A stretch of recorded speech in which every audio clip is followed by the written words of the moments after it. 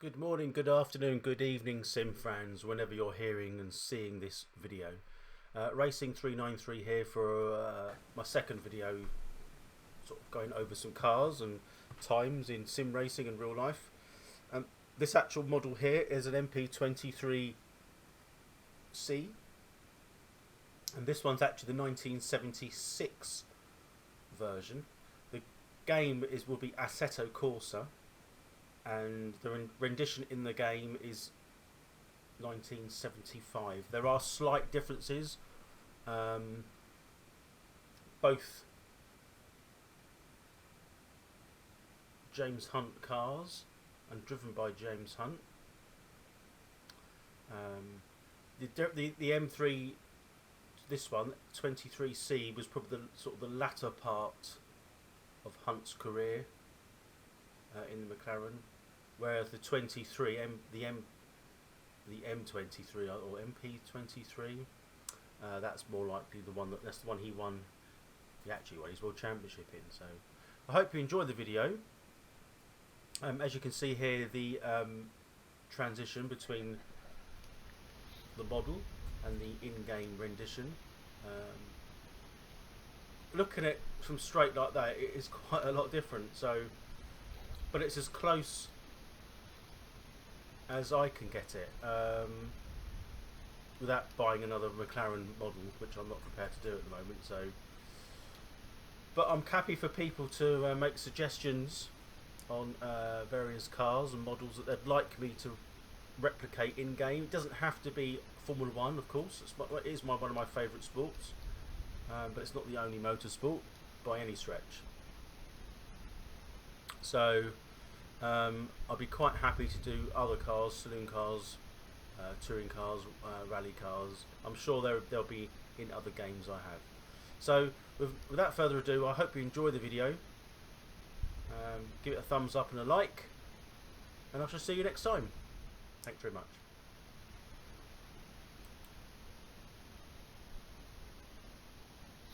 Okay, welcome to Silverstone in 1967. Well, not in 1975, with the 67 layout. There's no way we could be in 1967 in a 1975 MP23 McLaren. Had to sort of hunt a little bit for this. Excuse the pun there, but yes, this is James Hunt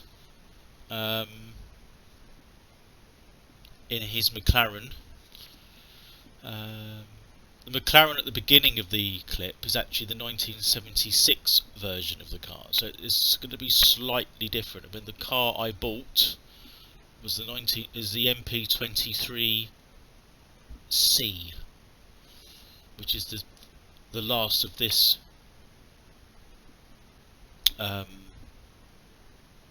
model of car, if you like. So this is the year before. And we're in Asseto Corsa.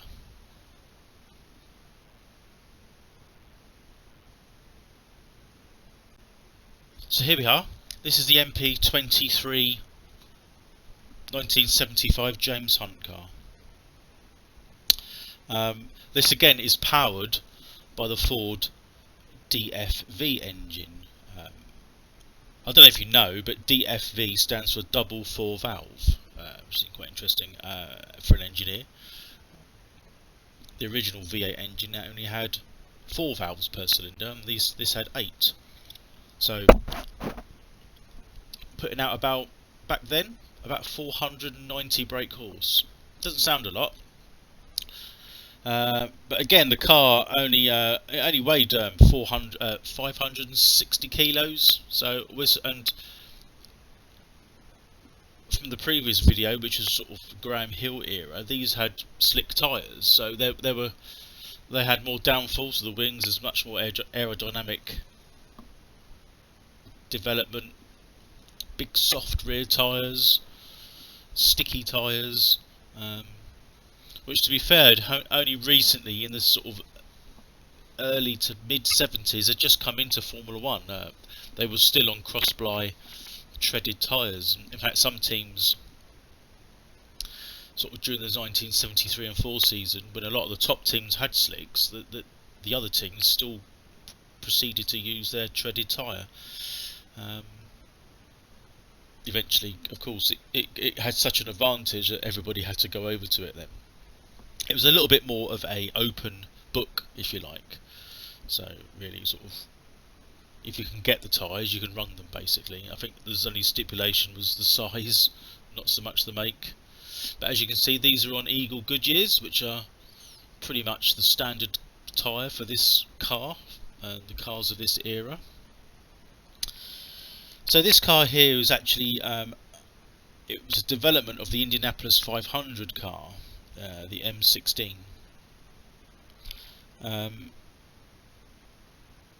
Designed by Gordon Coppock and John Barnard, and built by the McLaren International, or McLaren F1 team.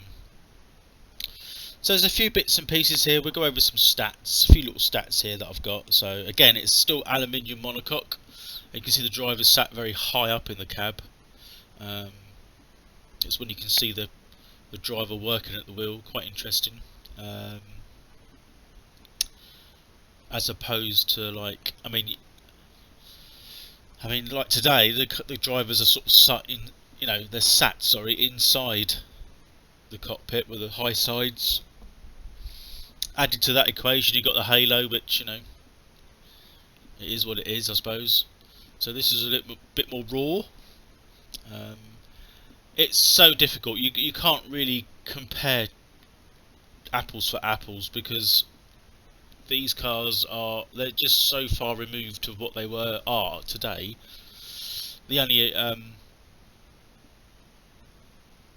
the only link is the fact that it's Formula 1 and the drivers are kind of part of that same travelling circus. That's about it. The design of the cars have totally changed. So this is the Ford DFV engine, 3000cc V8, naturally aspirated. Again, it's got the Hewland gearbox, this 5 or 6 speed manual transmission, and the car, just to be quite accurate here, actually weighed 575 kilos. Drivers of the time, well, we've got here James Hunt. Again, we've got Emerson Fittipaldi. He's driven for all the top teams, I think. Mike Howard, Jochen Mass, Peter Revson and Danny Hume are sort of drivers, to name a few. Statistics on the car, I mean, the Constructors' Championship was won in 1974, and then it had 2 Drivers' Championships, 1974 with Emerson Fittipaldi, and probably the most famous one of all, which has got the film Rush made after it, which was James Hunt against his good friend and rival Niki Lauda. So what we're going to do, I'm expecting the car to have a lot more grip than the previous Lotus 49B, and we're going to take it around its hereditary 1967 version of Silverstone. So it's the just the no chicanes apart from the end, if my memory serves me correctly. And like I say, we're on Asseto Corsa. We're using my Fanatic Podium wheelbase DD1, which works on all 3 platforms of Xbox, PS4 and PC. We're using the Fanatic H pattern, and I've got my 35-inch monitor, which helps with my my FOV with running these cars. Well, not these cars, just sims in general. So, without further ado, let's get this Ford running then, shall we?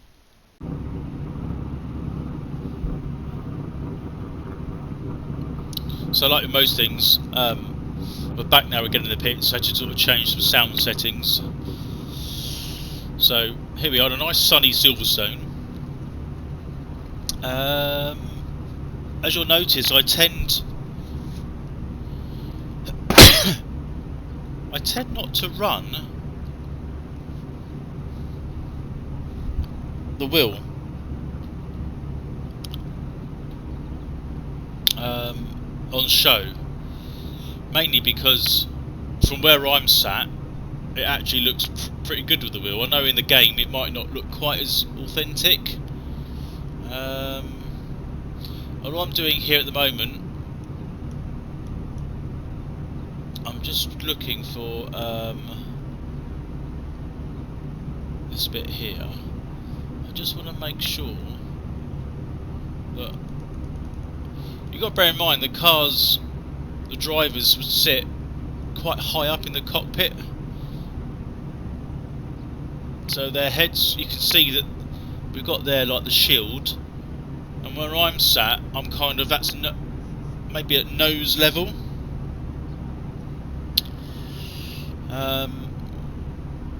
Sort of my nose, which is my eyes, would be above. I mean, if anything, there's a possibility that we need to be further up.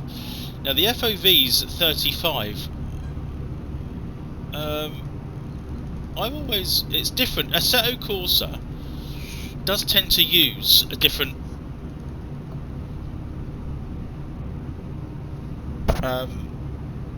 formula for formalising their FOV. Generally speaking, I think I've got to go down a bit there. So I think that's where the wheel would go there, that mark, so I do need to hide that from me. So you can see I'm moving the wheel, 39. Generally speaking, on other games, 55 degrees of FOV is where I need to be, but if I go to 55, it just, you can see there, it just doesn't look right. I mean, I'm not even up that high at the moment. So it was set at 35, which is what I think I'm going to set it at. And then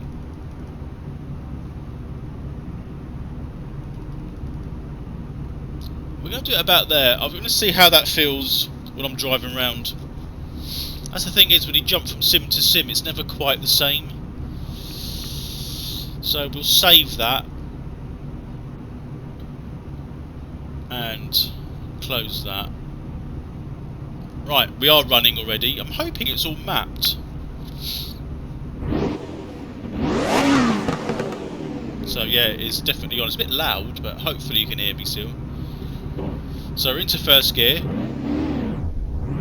Almost stalled.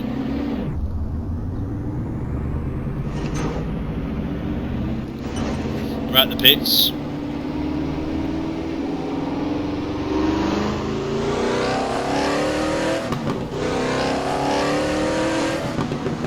Like I say, we're going to take a couple of laps round. You can see we've gone back in time.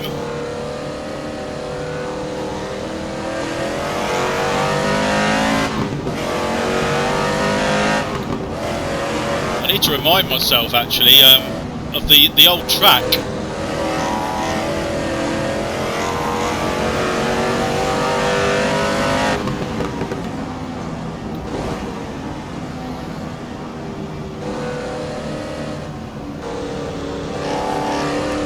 You can definitely feel there's more downfalls.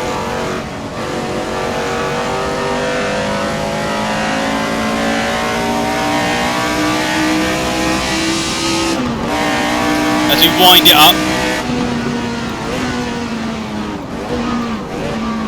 Oh.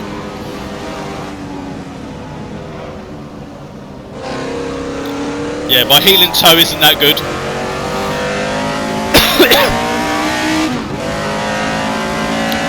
Tyres are cold. So we'll do a few laps.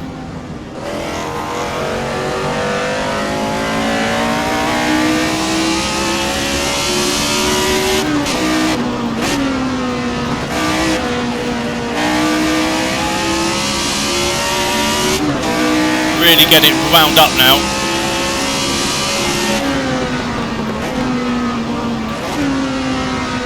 No chicane.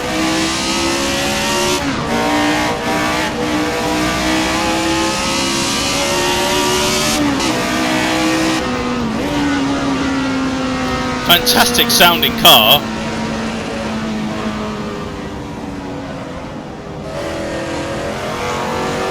I'm not that familiar with the track, believe it or not.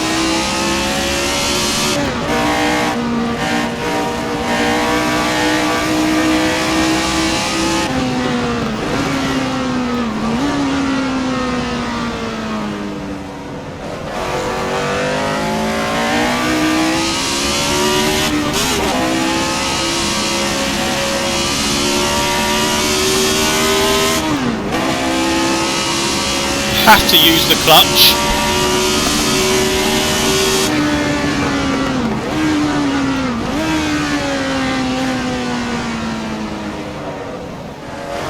Not a lot of grip. It sounds fantastic.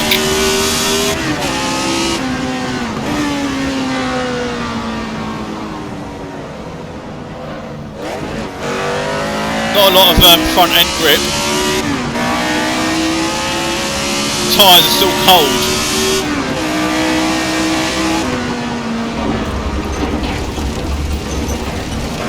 Nearly.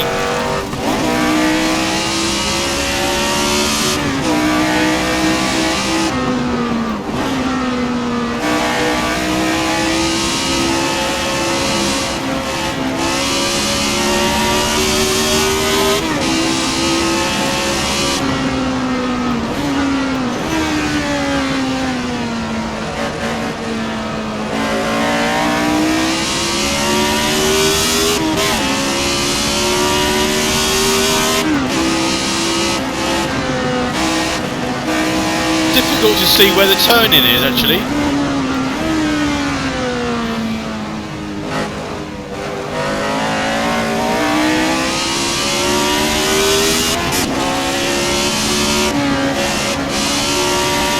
Well, certainly much more fun to drive than a modern F1 car.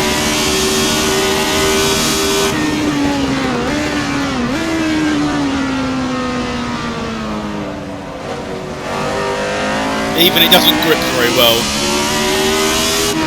You can just hear that V8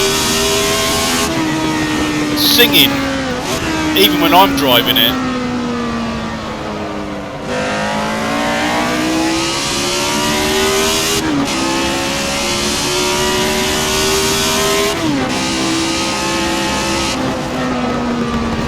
Understeer again.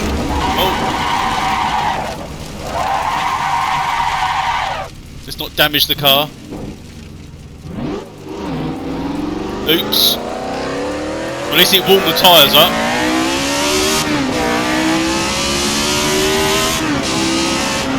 Let's try one more, or a couple more laps. This is really fun.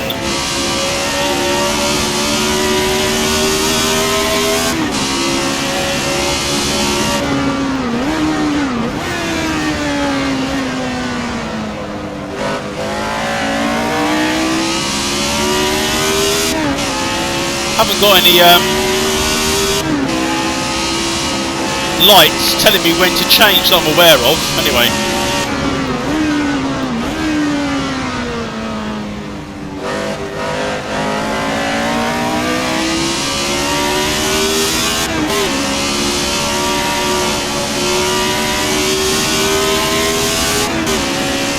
Fantastic sound. What an amazing car.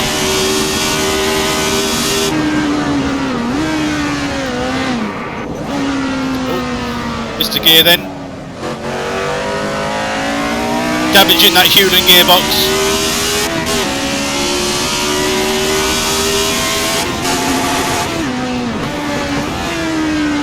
Oh well, looks like we'll have to get a new gearbox.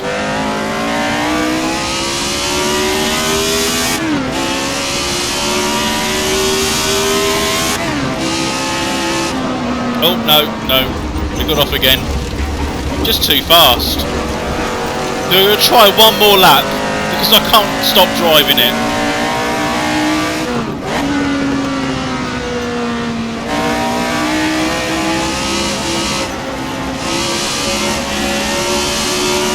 Right, one more.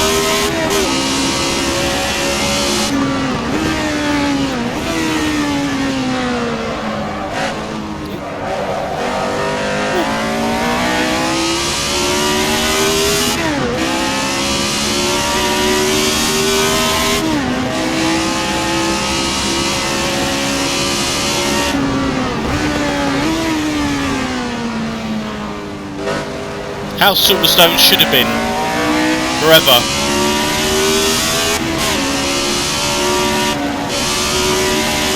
Down the hangar straight, I think.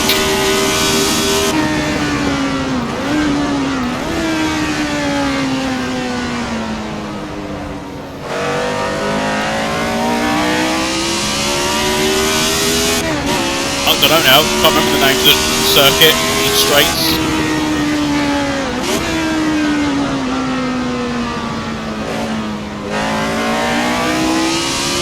This might be the hangar straight, from memory, but I keep going off that. Which we didn't then. There's my skid marks from previously.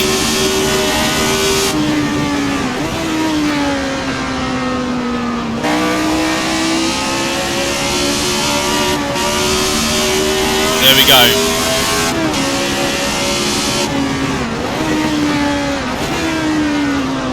I think I better stop because I'm going to wreck this gearbox in a minute.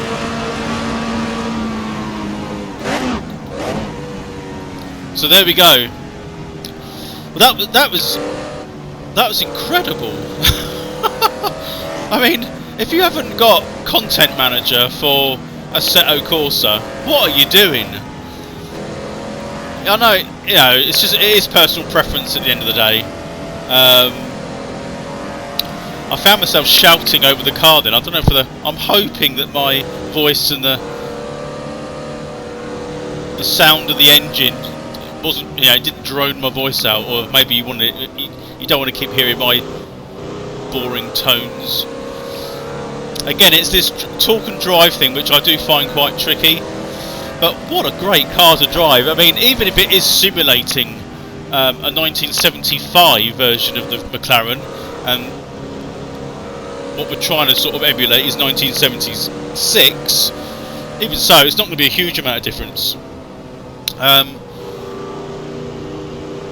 mean, for James Hunt to get a car like this around the tracks that they used to race at, I mean, you can see why in the sort of the mid-70s and early to mid, maybe some of the late 70s, it was such a dangerous sport. I mean,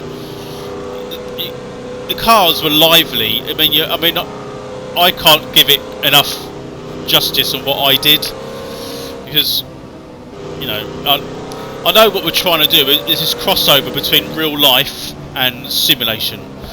So I'm never going to get a chance to drive a Formula 1 car ever, and the only chance I've got to experience 10% of what it could have been like is in a sim. I've got, you know, the wheel gives terrific force feedback. So you might argue, why have I gone off? Well, it's because I'm not that good. I'm not a good driver. But it's a great rendition of a 1967 circuit, a fantastic recreation of a 1975 version of the McLaren MP23. I hope you enjoyed that. That was probably one of my most favourite experiences, and it's done. I haven't practiced in this car. This is done off the cuff, like set up. I hope you enjoyed it, and I shall see you on the next one with some more unfamous heroes. Thank you very much for watching, as the dog comes in again.